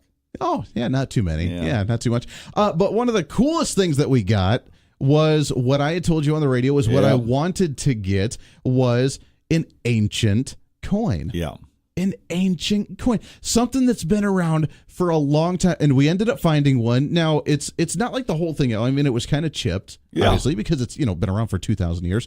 But it was crafted, I think it showed on there, in the Roman Empire, like 30 BC. 30 or 50 BC, something like that. So it's been around for, over 2,000 years, and we got it for $20. Yeah. The coolest, I never thought that something like that would be that cheap. I mean, you would think if it's 2,000 years old like that, you'd be looking at, a couple $100, a couple $1,000, something like that for value. But it's in a little case, so it's preserved. It's got the documentation, the information of where it came from and what it is. And it's the coolest thing. We have it hanging up on our wall now. Yeah. I mean, for $20. For $20. Yeah. How many of those do you usually get through the store? Not very many. Really? We bought a collection with about 250. Sure. And we've got maybe 20 left. We sold over 200 of them in 1 week.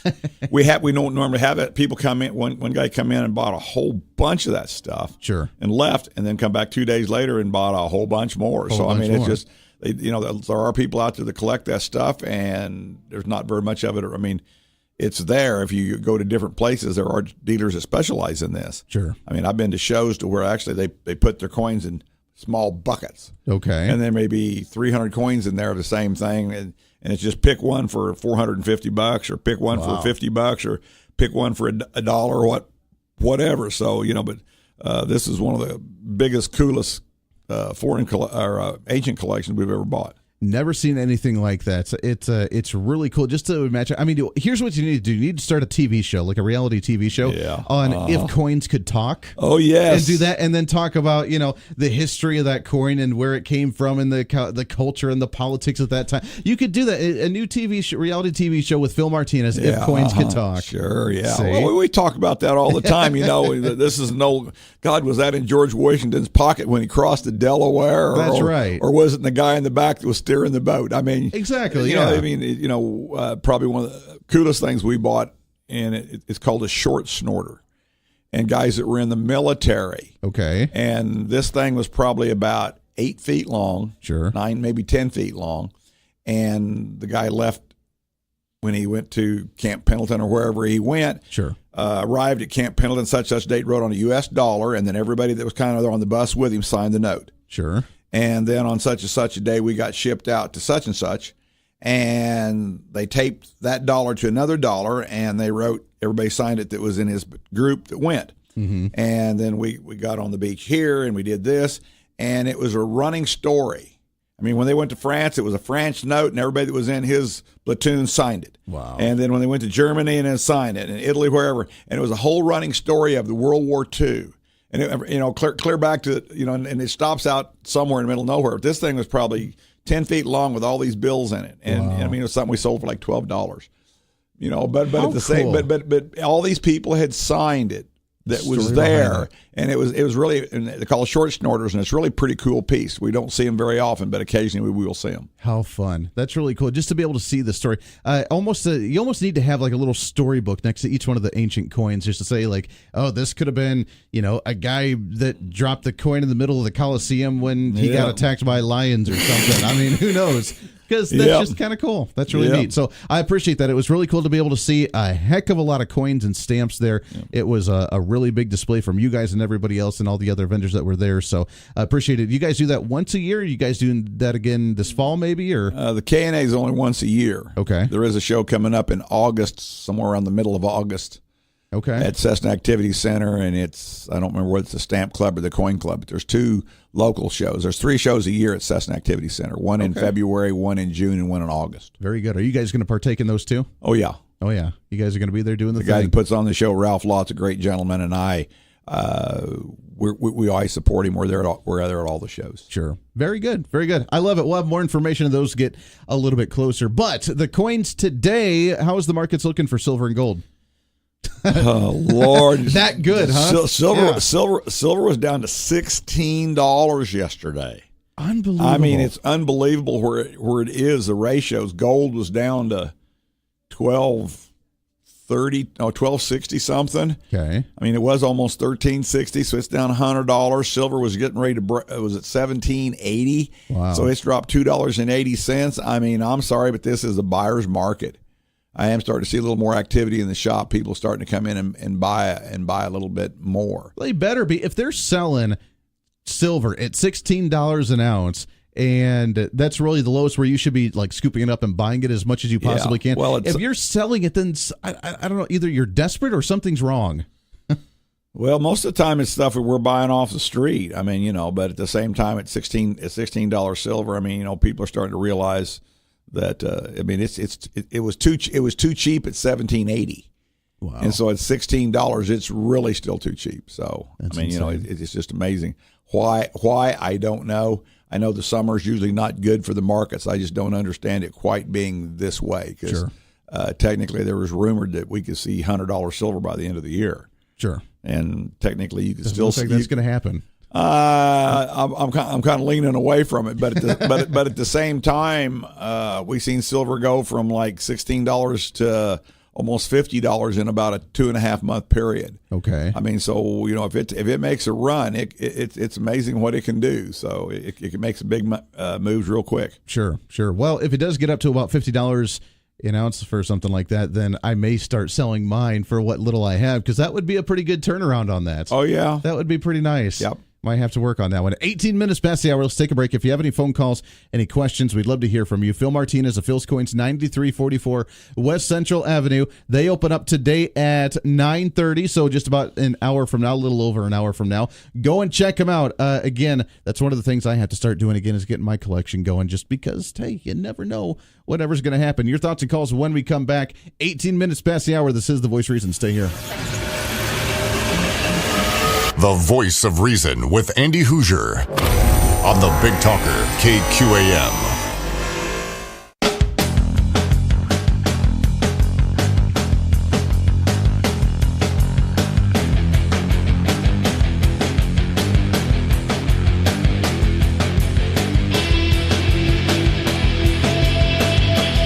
Oh, yeah, 23 minutes past the hour. Welcome back into The Voice of Reason, kicking off your Thursday. It's the pre-Friday celebration. Having more fun than what we're supposed to be every single day.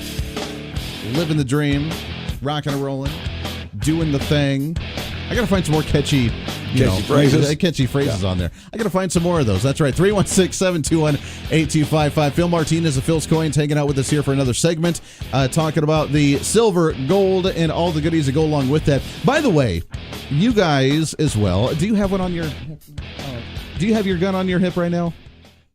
Okay, good. You know, the safe space in here. Oh, yeah. Yeah. Violating the safe I'm space. just here to make sure nobody bothers you. That's right. Exactly. Thank you. And yeah, me we'll see. too. Well, I'm sure you've heard the story of Riverside Cafe. Yeah. And the big story that's going on about all the heat that they're getting for the fact that they have the sticker in their window saying that we accept people to carry their firearms. You're in welcome. The restaurant. I've been there and I've seen it. Yep. You've been there. You've seen that. You guys do that with your store as well. Have you gotten any backlash from people? I mean, obviously yours is a little bit different because you have a lot of precious things that are there. Yeah. But have you had anybody come in to see, like, I really don't feel comfortable with you and your entire employees, staff carrying firearms? You know, I had my insurance agent from Kansas City comes to Wichita once a year. And he says, they're in a safer place to be than Phil's Coins. He said, I walk in here and he says, I feel really safe. Sure. But at the same time, I mean, we just had this discussion yesterday. Mm-hmm. You know, we hope and pray to God we never have to shoot anybody. Right. But at the same time, we send the message that if you want to rob somebody, you can go to the banks and get the money a lot simpler than you can come into my shop because the banks don't carry guns and we do. Right. I mean, my wife is open carry and she carries no matter where she goes. We went to Missouri and we're sitting in a restaurant and my wife goes, oh, God, I'm open carry. I wonder if I'm legal. So she's getting her phone out and she goes, yeah, we're legal. We're fine. So I'm sitting there getting money out of my pocket to pay for the supper. And my wife says, I'm going to the car. And she heads out to the car, and I'm probably maybe 20 feet behind her. Mm-hmm. And I come around the corner, and I hear this little old lady go, man, did you see the size of the gun that lady was packing? And I just looked at her, and I said, isn't she just wonderful? And the lady didn't say a word. We just walked on out the door. That's fantastic. My wife carries wherever she goes. Sure. We walk into a restaurant, she carries. I mean, I conceal mine. She don't. She ain't gonna leave her shirt hanging out. She's gonna tuck it in. But sure. Walmart, Dillon's. I mean, you know, we were at Menards 2 hours before the shooting last time at Menards. Wow. And we got out of the car and I went. She said, "You got your gun?"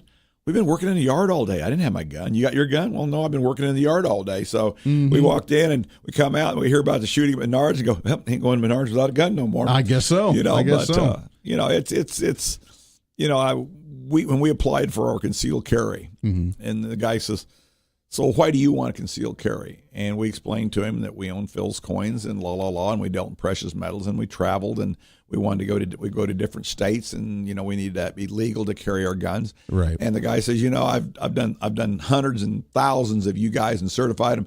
And he said, be quite honest about it, you're one of the few people that actually has a real reason to carry a gun, because what I hear all the time is, well, in the Constitution, it's my God-given right to carry a gun, so therefore I want to carry a gun. Right. And so, you know, but which there's nothing wrong with that argument, but when you have a legit purpose like that of, hey, you know, we kind of have a lot of valuables in a store that we own, we kind of need to protect ourselves in that stuff. Well, you know, it's there probably a year and a half, 2 years ago. Sure. I'm standing down there and I got three guys down at the end of the counter. And they're in a little circle, and they're standing around looking around. They're casing the place. Mm-hmm. I mean, they're not even sneaky about it. They're just standing there looking at the cameras, and they're talking. And he looks at this camera, and he's talking. They're all looking around talking. And I walked down there about halfway, and I just uncovered my gun and kind of stuck my hip at them where they could see my gun, and I said, something I can do to help you boys? Mm-hmm. And they looked at me and told me no and left. Yep. And they haven't been back.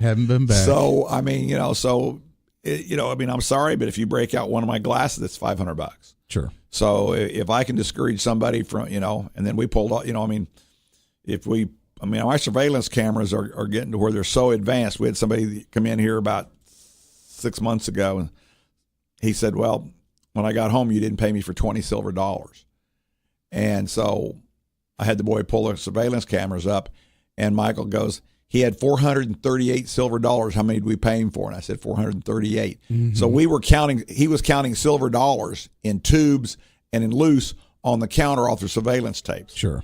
So, and we've got part of our cameras are so sensitive. A lot of them are motion activated sensors. Sure. And so we actually have a plant up front when the air conditioner kicks on.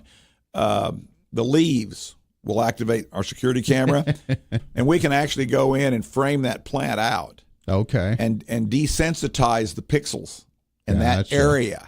Well, that's pretty cool. So that when the plant moves, unless it moves a whole bunch or moves 2 or 3 times as much as it normally moves when the air conditioner or the heater kicks on, it doesn't run the cameras. I like that. That. We've got a very advanced system. I think somebody the other day was saying, my joke in the shop is if I get one more camera, I could have a casino license. That's right. Working on that. Well, good. The advanced security along with the guns, right there should be deterrent by themselves. Phil's Coins, 9344 West Central Avenue, open today at 9:30. Go and check them out no matter what you're looking for, buying, selling, trading your silver or your gold. I need to make a trip out there as well. But, Phil, it's always good to see you, my friend. I'm glad the event went well, and looking forward to another one this fall because it was really cool just to see the atmosphere or something like that. Yep. So, very good. Phil, enjoy it, my friend. Happy 4th of July to you. We'll talk to you again next month. Happy 4th of July to you. Got to take a break. Wrapping up the show today. Last half hour of the program. Your thoughts and calls when we come back.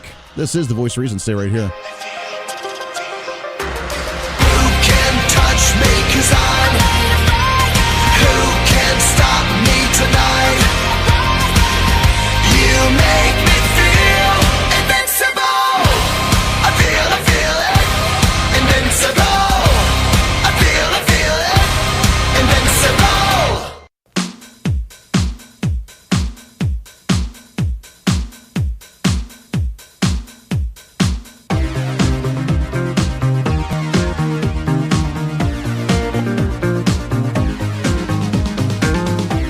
When it takes two to read the news, I'm trying to warn everybody and nobody takes me cereal.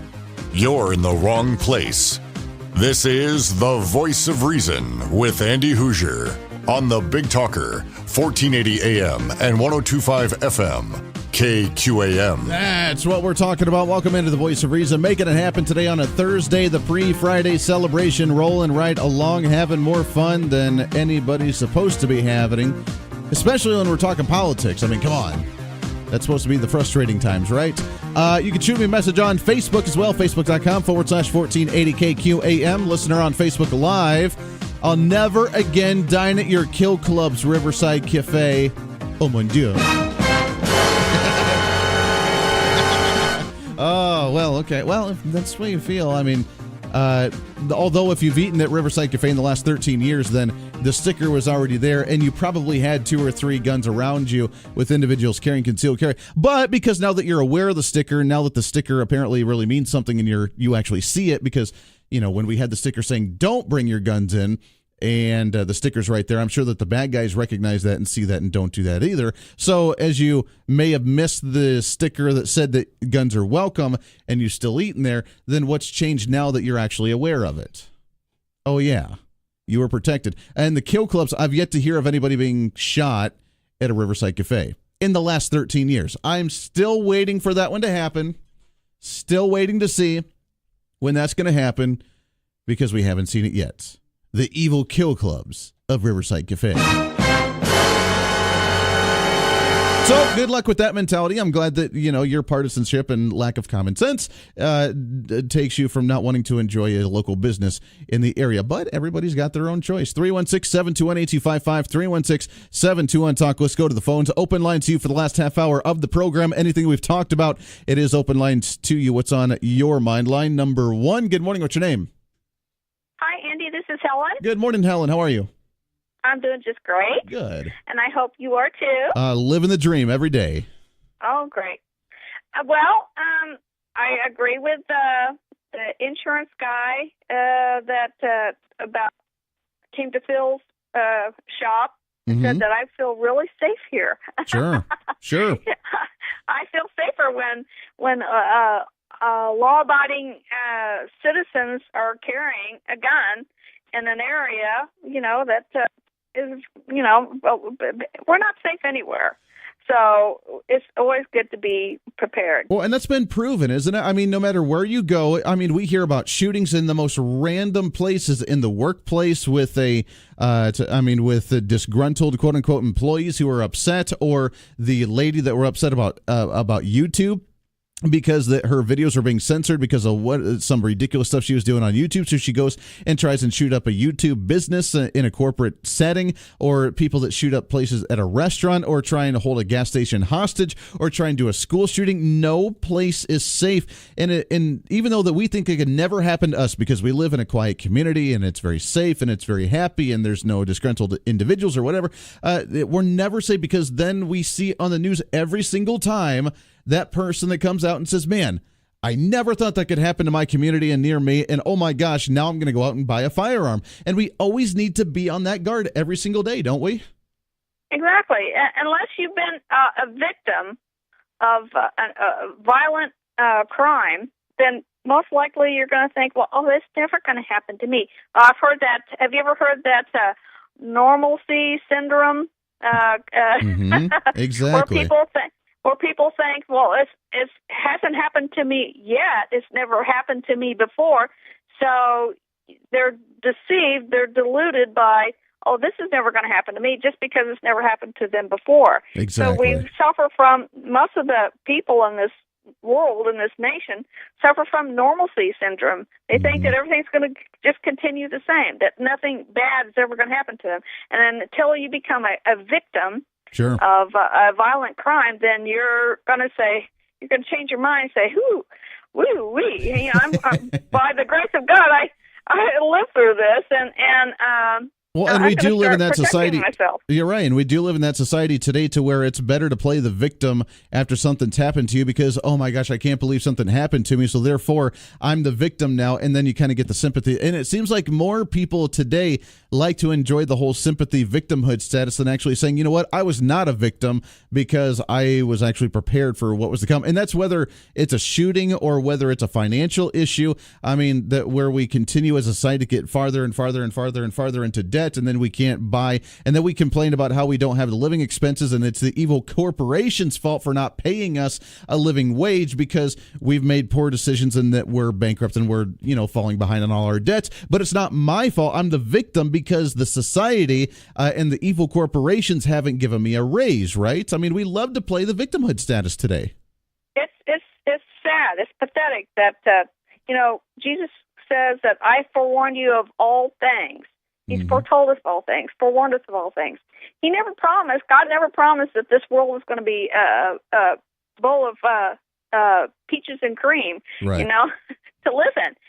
He said that if the world hates you, know first that it hated him before it hated you. Well, how, if the world hates the Lord Jesus Christ and murdered him on the cross, then who are we? I mean, it's gonna come after us. Helen, let me ask you this, because this is the argument that the left-wing progressives try and advocate for all the time, that Jesus was a socialist and that we need to be taking care of others based on government programs and social programs, and that he taught about trying to care for everybody else. So therefore, Jesus was a socialist. And that, to me, that argument has never made sense in any way, shape, or form.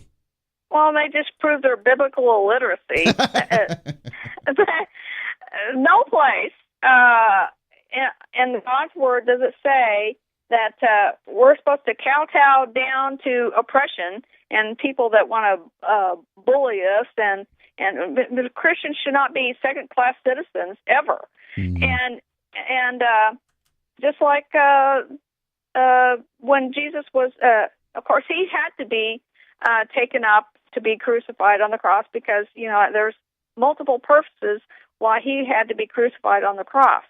number one is to give him legal stand to destroy Satan. That's if he hadn't have been crucified on the cross, then he would not have had legal standing to destroy death, which is Satan, as it says in Hebrews chapter 2. So he had to fulfill prophecy, which was, like in Psalms 22, he says, "My God," when he said in Matthew 27, he says, my God, why hast thou forsaken me?" Well, Jesus was always teaching. He wasn't feeling sorry for himself. He could have called down legions of angels to save him from the cross, but he had to fulfill that prophecy, which was written thousands of years ago, beginning in Genesis chapter 3, and also continuing in Genesis or Psalms 22. He had to fulfill that prophecy. Why? So that he could have the authority and just cause to destroy Satan, the death. Sure. Well, and to bring that kind of full circle when it comes to the whole socialist and the government utopian perspective, if we live in a society of socialized victimhood status, the teachings of something like that, the religious aspect of it or just the cultural aspect of that, of the sacrifice that they gave, is something that progressives and that socialists don't understand, because they want, and they deserve, and they're not to mention the fact that they're jealous or that they're envious against somebody else and what they have, which is totally against the teachings there as well, as that they play the victim because you have more than I do, so therefore you need to give that to me, which is something that's never been taught in the Bible in any way, shape, or form. Exactly. God says plainly in Galatians chapter 6, verse 7 that be not deceived, God is not mocked, for whatsoever a person soweth, that is what he shall reap. Mm-hmm. You reap from what you sow. If you don't work, then you're not going to be able to afford to eat. That's a crazy concept in today's times. I don't know about that one there. So I love it. Helen, I appreciate it very much. I want to sneak in some more phone calls, but it's a great conversation because, when we live in today's times, just to understand the basics of how we actually operate in society on whether we believe in universal health care. They say health care is a right.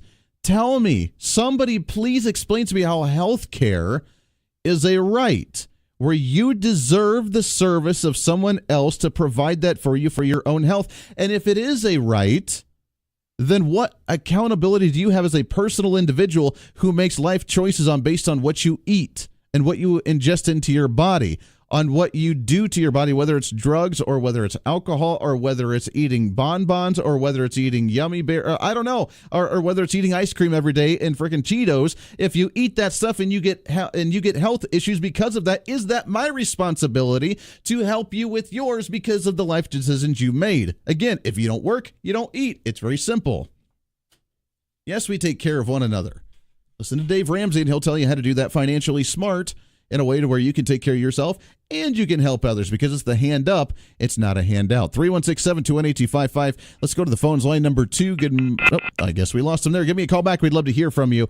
If you want to, 316-721-8255. It really goes into, by the way, the discussion of the Supreme Court with their decision they made yesterday or a couple of days ago on public unions. And I've been dying to talk about the public union because, as you know, I am not a fan of unions in any way, shape, or form.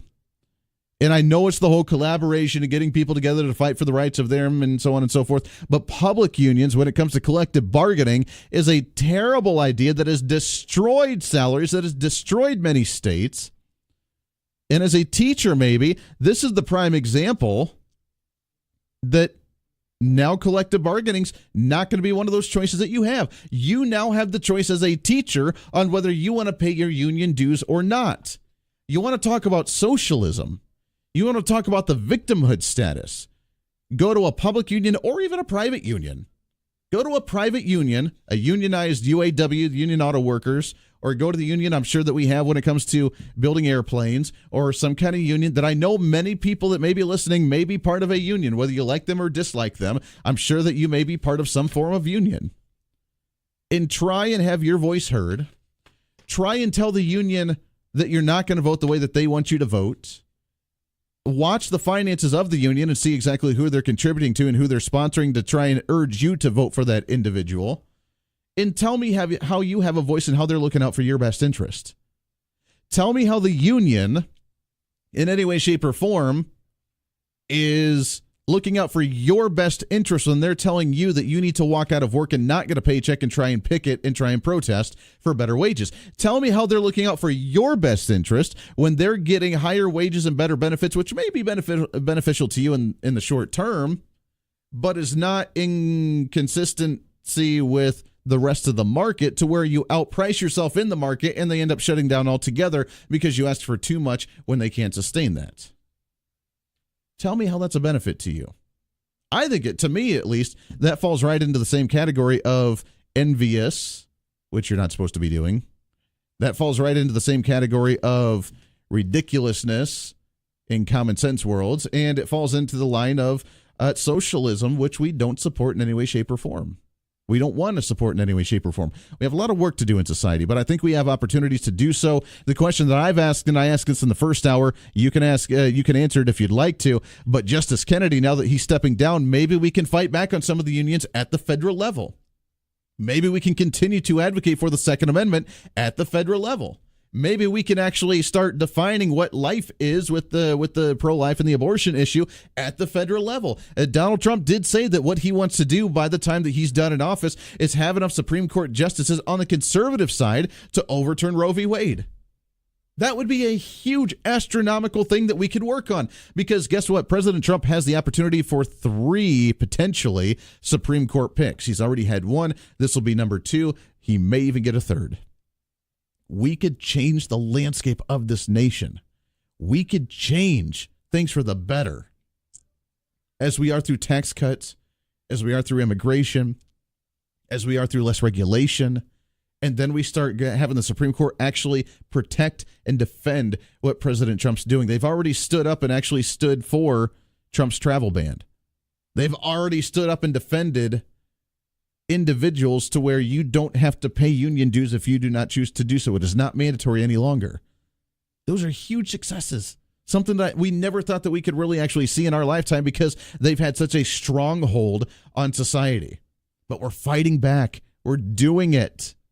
And I think the opportunities are going to be even increasing more when it comes to us advancing our agenda. 10 minutes at the top of the hour. We'll get your phone calls when we come back. Wrapping up the show today on a pre-Friday celebration, baby. This is The Voice of Reason. Stay here. This is The Voice of Reason with Andy Hoosier.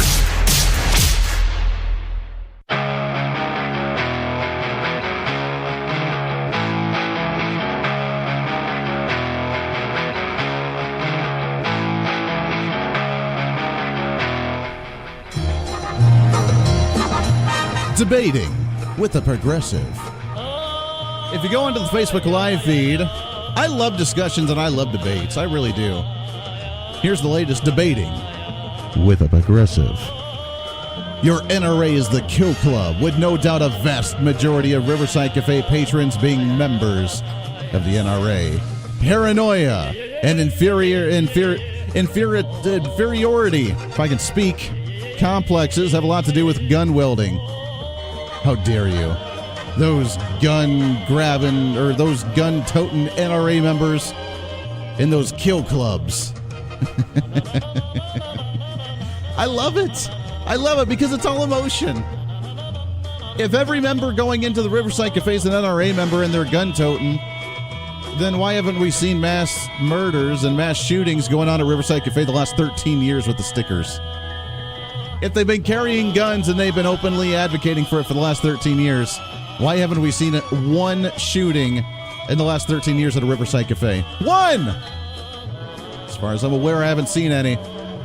But there it is. I love it. Go on to Facebook.com, Facebook.com/1480KQAM, and find the discussion. Have some fun with the debate, because I love the dialogue, and I appreciate at least reaching out and having a discussion. Don't understand the mindset behind it. But nonetheless, I appreciate it. It's a fun dialogue. But until you actually give me substantial arguments about there was a shooting at Riverside Cafe because too many people had guns, then we could take it seriously. Until then, not too quiet. We got about a minute left of the show. Let's go ahead and wrap it up with a phone call here. 316-721-8255. Good morning. What's your name? Hey, it's Deacon. Deacon, what's happening? Hey, I got two things for you. I'm in the back end, so I'm sorry. But when you were talking with Helen and you said that Democrats say Jesus was a socialist, Jesus said, "Let him who will not work not eat." Sure. We're supposed to take care of people who are too old, too sick, or cannot do for themselves. That's who we're supposed to take care of. And also, going back to the guns, Jesus also said, "Let him who has no sword sell his cloak and buy one." You know, our modern day sword is a gun.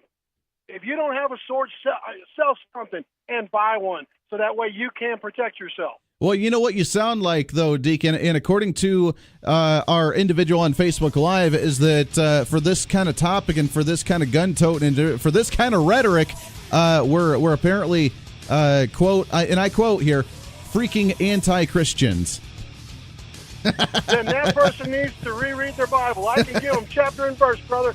I love it. Deacon, I appreciate it, my friend. Always fun conversations. Oh, social media. Don't we feel so awesome? Wrapping up the show today, everybody. Have a great Thursday. We'll be back on a Friday. This is The Voice of Reason.